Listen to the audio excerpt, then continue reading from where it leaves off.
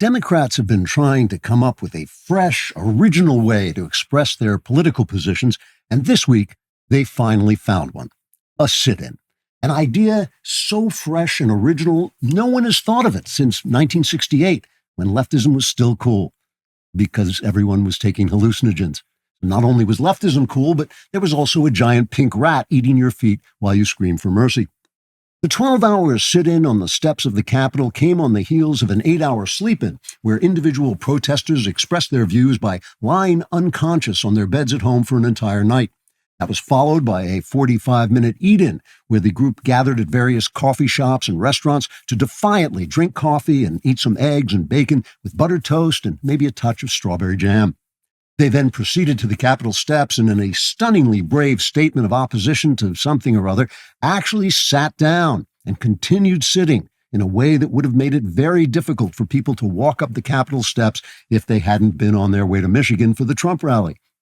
The event was intended to inspire more support for Democrat policies, like allowing gangster illegals to remain in our country, cutting the testicles off little boys so their mentally ill parents can pretend they're little girls, reading perverse to kindergartners in public schools, and destroying our energy supplies and replacing them with gigantic windmills so that when China takes us over, they won't have any electricity either.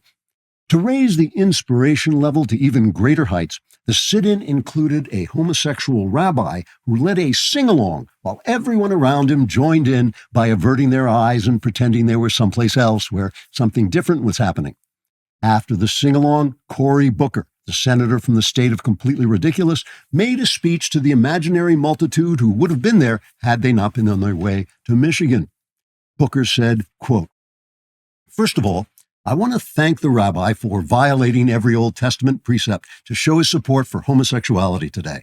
It takes tremendous courage for a Jewish man to stand up in opposition to the law God gave to Moses, since in the past that has never worked out very well.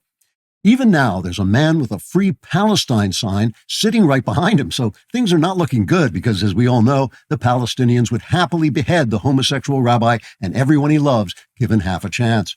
And so, thank you for your courage, homosexual rabbi, and I say this even though I myself am not at all homosexual.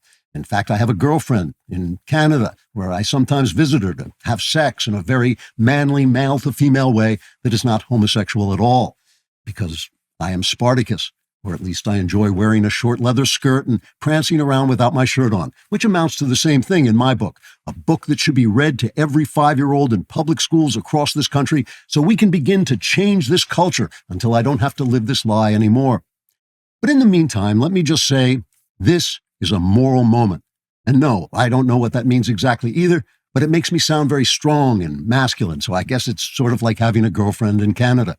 And in a moral moment like this moral moment, it is time for everyone to sit down like we're doing here today and then continue sitting down until we have been sitting down for a very long time.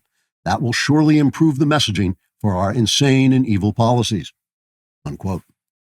After Booker's stirring speech, the sit-in continued for another half hour, during which President Trump deported more gangsters, killed more terrorists, brought down prices, isolated China, ended government censorship, dismantled racialist hiring practices, protected women's sports, and lifted an ABC anchorman by the ankles, then dipped his head in tar. But the sit-in was important too.